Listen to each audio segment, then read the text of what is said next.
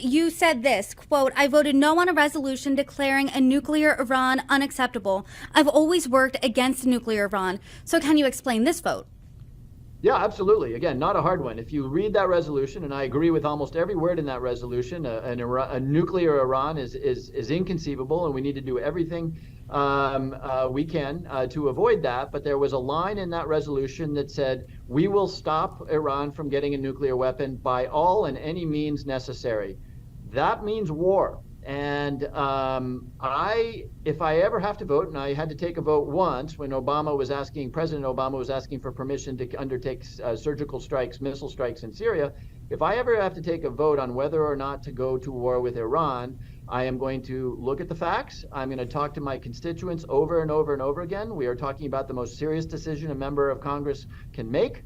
And I'm not going to have somebody say, well, look at this resolution that you agreed to 3 years ago where you said by any and all means necessary. So again, I think that the decision to go to war is the most serious one that the Congress of the United States can make. And I'm not predetermining my vote on something so serious. This comes at a time when there are reports that Iranian officials were involved in helping Hamas plan the October 7th attack against Israel. And there are fears that a broader Middle East war could spread. So how else then do you plan on working against nuclear Iran?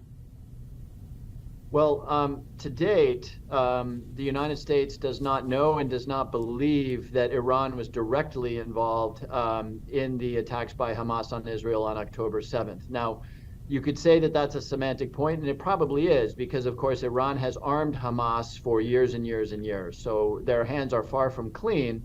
But again, when you're talking about war and peace in the Middle East, it's pretty important to be pretty precise about what you say and how you say it, because it is a tinderbox.